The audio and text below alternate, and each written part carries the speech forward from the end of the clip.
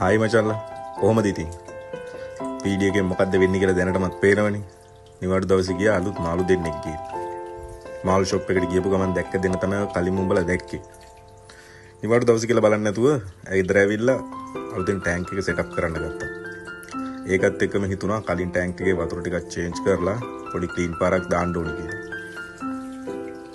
ඒක කරන ගමන් තමයි ඔය ඉන්නේ ඊට පස්සේ අලුතින් ගෙන ආපු මාළු ටික ඇක්ලිමේට් කරන්න දැම්මා. ඔය ඉන්නේ මේ විදිය.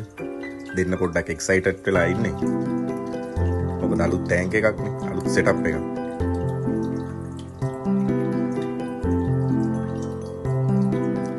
මං හිතනවා අලුතෙන් හදපු සෙටප් එකට ලස්සනයි කියලා. උඹලත් කමෙන්ට් එකක් දාගෙන බලයල්ලකෝ. ඒකත් එක්ක මම පෙන්නන්නම් මගේ මාළු පිස්සුව පටන් ගත්ත කාලේ ගෙන ආපු බෙටා කෙනෙක්. මොකද මාළු පිස්සුව ඇති කරේ බෙටාලා තමයි. ඔය ඉන්නේ ටීන කෙල්ල.